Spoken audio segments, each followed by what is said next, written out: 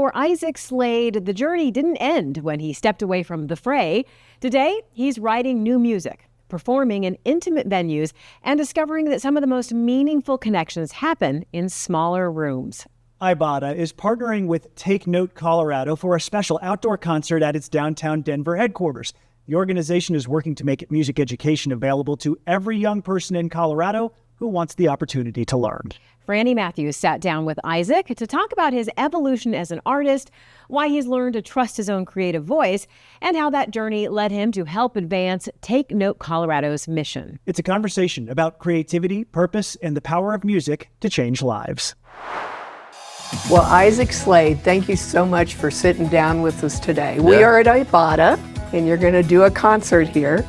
And I think many of us in Colorado just adore your music, you, the whole enchilada. For Dang, the last, all right. Yeah. All right. I like that intro. That's well, I think it's true, So I just want to know what everybody, I think, wants to know is what's Isaac Slade doing now? Oh, man. A lot of sack lunches, a lot of sweatpants, a lot of full sack lunches at the end of the day because my kids don't eat probably 70% of what I make them. I've been living up just outside of Seattle on a weird little hippie island that reminds me a lot of Boulder, actually, called Vashon. And yeah, just raising my babies.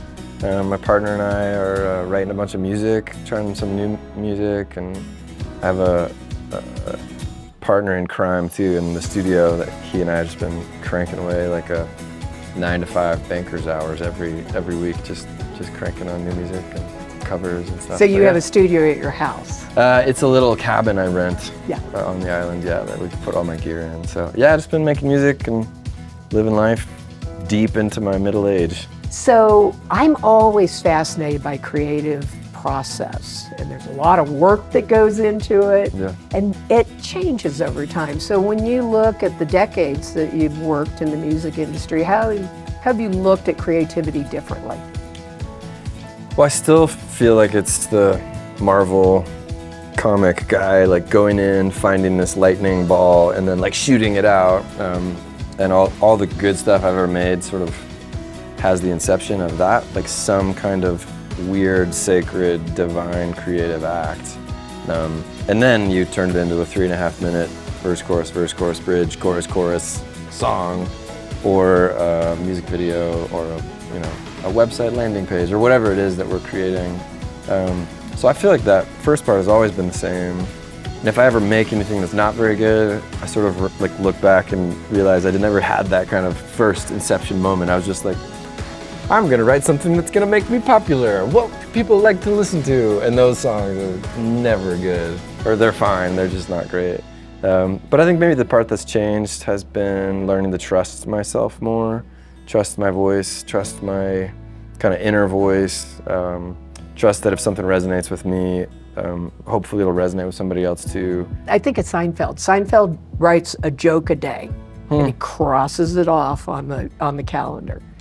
That's cool. I believe it is work, but it's like showing up in a field with a lightning rod every day. That's the real work.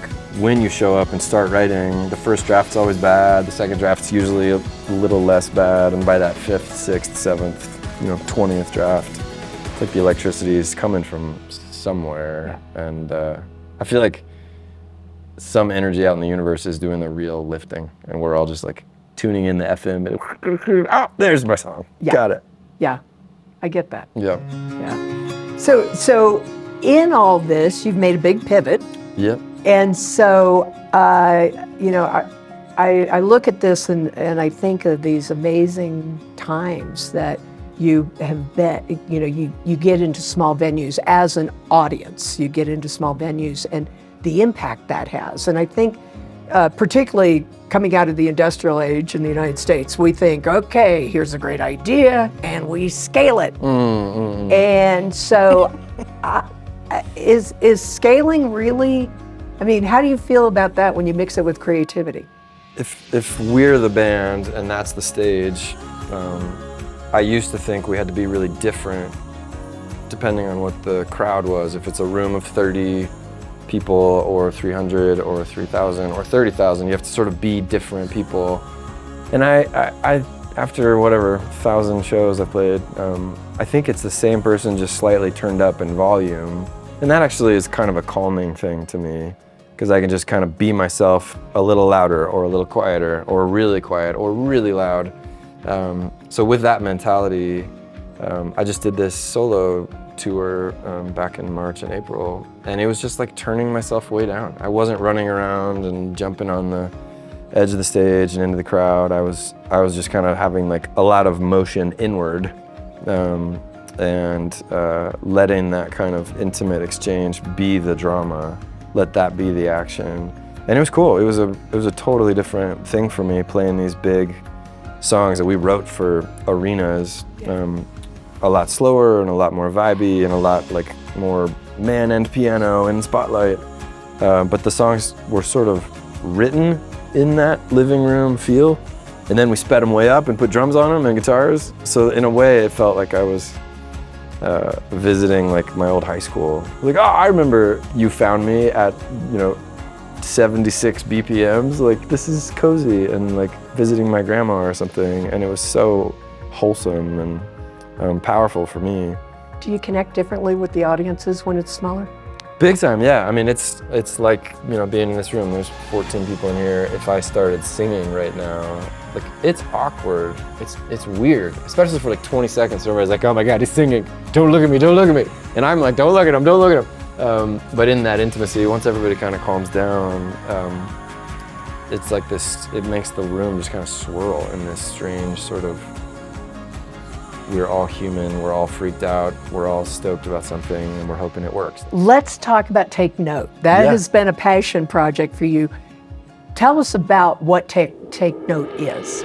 Yeah, well, it started with the Senator Hickenlooper's governor reign asking me to come to a dinner, and he had a really prominent Democrat and a really prominent Republican on either side of him, saying they wanted me to lead a project that would make Colorado the first state where all 1 million kids could learn to play music if they wanted to. And it was a massive project. They put 10 years on the clock. I was 10 years younger than I am now, or 9 years younger. It was 9 years ago.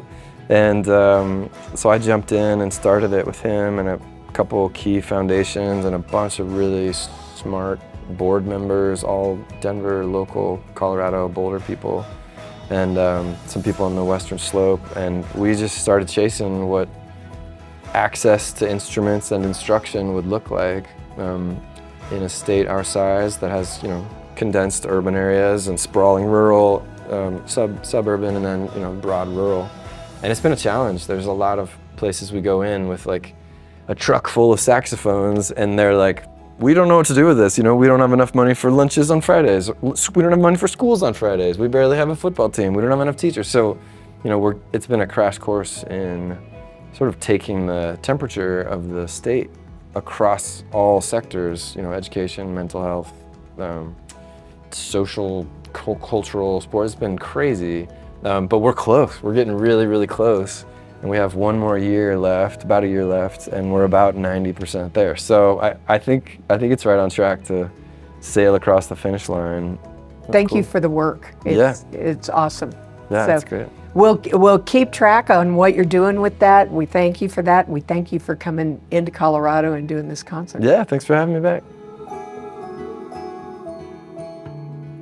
So Bryan, it is so great to be back. We were here, oh gosh, I think it was October of last year, and you had just moved into this space, and you were bringing people into the space. Big commitment. You're at 16th and Market. So tell us about bringing people back in the office, where you are now, and what it means to be downtown. Yeah, we had our grand opening, as you say, and now we have 600 employees coming into the office. We're right in the heart of lower downtown at 16th and at Market, and we're starting to see how we're part of sort of the vibrant resurgence of downtown Denver. Extremely excited to be here and to have made a 10-year commitment to this place. That's awesome. And I've worked downtown for a number of years, and there is a vibrancy that is awesome in Denver. All right, so let's talk a little bit about Isaac. How did you meet Isaac? I've been a huge fan of Isaac's music for a long time, and he came to play at a benefit for my children's school, and I excitedly signed up to go watch him. And I was just blown away how he could perform all of the music that he wrote for the Fray by himself on music, you know, on a piano. I'm a pianist, amateur pianist. Just watching somebody accompanying himself so incredibly skillfully was really inspiring, and I got a chance to say hello and get to know him. And his manager is a friend of mine, and so we had this idea that was inspired by the original music video for Where the Streets Have No Name by U2, which was filmed on top of a rooftop in Los Angeles. And I wanted some kind of a rooftop vibe inside of our office as almost like a pop-up concert. And I thought, wow, you know, Isaac would be perfect because of his connection to our community. So while I was out in Seattle, which is where he lives, I arranged to meet with him, and I pitched him on this idea, and it turned out he has some new music that he's popular, you know, he's getting out there and popularizing, and it's a perfect opportunity for him to perform in public, so we're thrilled. You know, it's interesting. You've seen him make a pivot. What do you think about that? What do you see? I think it takes a lot of courage to continue to put out new material when you have such a beloved canon of material. And some of his new songs are just terrific, and I'm so glad he's playing a mix of both of them. What he puts out online is so good that people have been clamoring for him to put out an album, and he's now going to do that, and the world's going to get to hear his music again. That's awesome. That's awesome. Well, I know your team members are going to be thrilled to have this concert today, and so, Bryan, I thank you for being a great community leader, and it's fun to see what's happening. Thanks so much for having me, Fray. Funding for the Business of Colorado on PBS 12 is provided in part by Collegiate Peaks Bank, Ibotta, and from the generous support of viewers like you. Thank you. Take Note Colorado brings together schools, community organizations, musicians, and donors to help expand access to music education across the state. To learn more about Take Note Colorado and its mission, visit takenotecolorado.org.